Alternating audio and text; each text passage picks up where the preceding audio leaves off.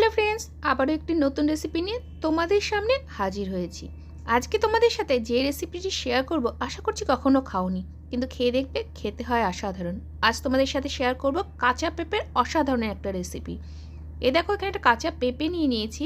এই পেঁপেটাকে প্রথমে খোসা ছাড়িয়ে নিতে হবে। দেখো, পেঁপে খোসা ছাড়ানো আমার হয়ে গেছে। এবার এগুলোকে টুকরো করে কেটে নেব। তোমরা টুকরো করে কেটেও খোসা ছাড়াতে পারো, আমি একবারে ছাড়িয়ে নিয়েছি পিলার দিয়ে। দেখো, এবার সামনে যে বীজের অংশটা থাকে সেই অংশটা ফেলে দিয়েছি। এবার টুকরো টুকরো করে এবারে কেটে নিয়েছি। এখন কুচি কুচি করে না কাটলেও হবে, এবার টুকরো টুকরো করে কেটে নিলেই হবে। আর নিয়েছি এখানে মটর ডাল। মটর ডাল 4 থেকে 5 ঘন্টা জলে ভিজিয়ে রাখতে হবে। ফিরে আসছি 5 ঘন্টা পর। এখানে একটা মিক্সিং জার নিয়ে নিয়েছি, তার মধ্যে দিয়ে দিচ্ছি কেটে রাখা পেঁপের টুকরোগুলোকে আর ভিজিয়ে রাখা মটর ডাল। এবার এর মধ্যে দিয়ে দিলাম স্বাদ অনুযায়ী নুন, আদা টুকরো, এই 1/2 ইঞ্চি মতো এখানে আদা ব্যবহার করছি। 7 থেকে 8টা দিয়ে দিলাম রসুনের কোয়া, আর দিয়ে দিচ্ছি 1 টিস্পুন সাদা গোটা জিরে। এবার এগুলোকে পেস্ট করে নেব। দেখো বন্ধুরা, আমার ডাল আর পেঁপের পেস্ট তৈরি হয়ে গেছে। এবার বাইন্ডিংয়ের জন্য এখানে দিয়ে দিচ্ছি আমি আটা। তোমরা চাইলে ময়দাও ব্যবহার করতে পারো, তবে আমি ময়দাটা একটু অ্যাভয়েড করছি বলে এখানে আমি আটা দিলাম। এখানে 2 to 3 টিস্পুন মতো আটা বা ময়দা যাই দাও ব্যবহার করলেই হবে। আর দিয়ে দিলাম ভাজা ধনে গুঁড়ো। এবার খুব ভালো করে এগুলোকে মেখে নিচ্ছি। দেখো, এরকম হবে। বাটার সময় কিন্তু বেশি জল ব্যবহার করবে না, যতটা পারবে কম সম্ভব জল দিয়ে এটা পেস্টটা তৈরি করবে। এবার রেখে দিচ্ছি 10 থেকে 15 মিনিটের জন্য।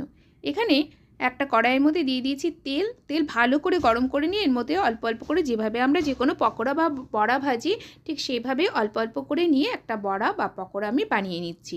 ডাল আর পেঁপের এই যে বড়াটা বানালাম, যদি কখনো না খেয়ে থাকো অবশ্যই এমনি এমনি দেখেও খেতে হয় কিন্তু অসাধারণ।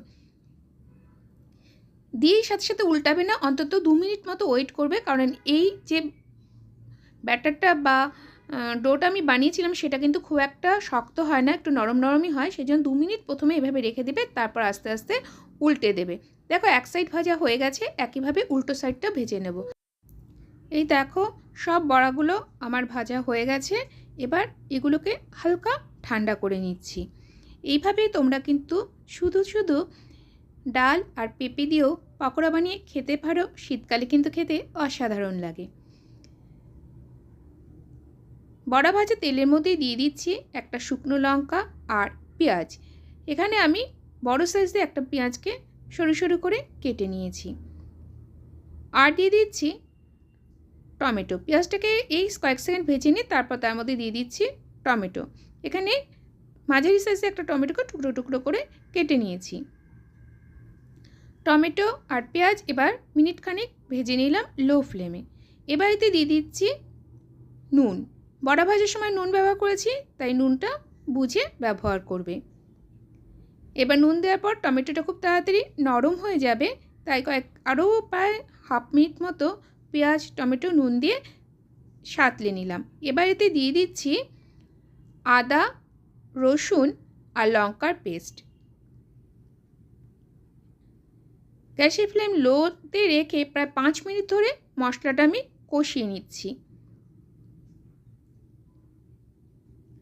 মশলাটা ভালো করে কষানোর জন্য সামান্য পরিমাণে জল দিয়ে দেব। দেখো, সামান্য জল দেওয়ার পরে আরও কয়েক সেকেন্ড এটাকে সাঁতলে নিলাম। এরপর এর মধ্যে দিয়ে দিচ্ছি হলুদের গুঁড়ো। হলুদের গুঁড়ো খুব ভালো করে মশলার সাথে এভাবে মিশিয়ে নিতে হবে। মশলাটা যাতে লেগে না যায় সেই জন্য কিন্তু অবশ্যই জলটা ব্যবহার করবে। দেখো, খুব ভালো করে সব মশলাগুলো সাঁতলে নিচ্ছি। মিনিট 5 ধরে মশলা সাঁতলে নিলাম। এরপর এর মধ্যে দিয়ে দিচ্ছি জল। এখানে 1 কাপ মতো, বড় কাপে 1 কাপ মতো আমি জল দিয়েছি। এবার ঝোল ফুটে ওঠা পর্যন্ত অপেক্ষা করব। দেখো, প্রায় 5 মিনিট ধরে ঝোল ফুটিয়ে নিলাম। এরপর এতে দিয়ে দিচ্ছি ভেজে রাখা কাঁচা পেঁপে আর মটর ডালের বড়াগুলোকে। এবার বড়াগুলোকে এভাবে হালকা হাতে ঝোলের সাথে মিশিয়ে নিচ্ছি, যাতে বড়াগুলি ভেঙে না যায় সেদিকে কিন্তু অবশ্যই খেয়াল রাখতে হবে, তাই হালকা হাতেই কাজটা করতে হবে। এবার আবারও 2 মিনিট মতো ঝোল ফুটিয়ে নেব, তবে এবার কিন্তু গ্যাসের ফ্লেমটা হাই করা থাকবে। এবারে দিয়ে দেব এখানে একটি বিশেষ মশলা। এই মশলা দিয়ে কিন্তু এই সবজিটা ঠিক এইভাবেই বানাবে, তাহলেই কিন্তু খেতে হবে খুবই ভালো। এখানে আমি দিয়ে দিচ্ছি ম্যাগি মশলা 2 প্যাকেট। যে ম্যাগির মধ্যে মশলা থাকে সেই ম্যাগি মশলা 2 প্যাকেট আমি এখানে ব্যবহার করছি। আর দিয়ে দিচ্ছি গোলমরিচের গুঁড়ো। অবশ্যই কিন্তু ম্যাগি মশলা আর গোলমরিচের গুঁড়োটা ব্যবহার করবে, তাহলে এই সবজির টেস্টটা অসাধারণ হবে। অন্য কোনো জিরে গুঁড়ো, ধনে গুঁড়ো আর এর মধ্যে আমি ব্যবহার করব না। এবার হালকা হাতে এই ম্যাগি মশলা আর গোলমরিচের গুঁড়ো ভালো করে মিশিয়ে গ্যাসের ফ্লেম বন্ধ করে দেবো। ব্যাস, তাহলেই তৈরি হয়ে যাবে ইয়ামি ইয়ামি মটর ডাল আর কাঁচা পেঁপে দিয়ে একটি অসাধারণ রেসিপি। ভাত, পরোটা, রুটি সবের সাথেই যা খেতে হয় অসাধারণ। তোমরাও বাড়িতে ট্রাই করো, আশা করছি তোমাদেরও যদি ভালো লাগবে। যদি ভালো লাগে তাহলে লাইক করবে, কমেন্ট করবে, অনেক অনেক শেয়ার করে দেবে। যারা চ্যানেলে নতুন, যদি চ্যানেলটি সাবস্ক্রাইব করা না থাকে তাহলে তাদের কাছে অনুরোধ রইল আমার চ্যানেলটিকে সাবস্ক্রাইব করে পাশে থাকার জন্য। ফিরে আসছি আবারও কোনো নতুন রেসিপির সঙ্গে, নতুন কোনো ভিডিও নিয়ে। ততক্ষণের জন্য বাই বাই।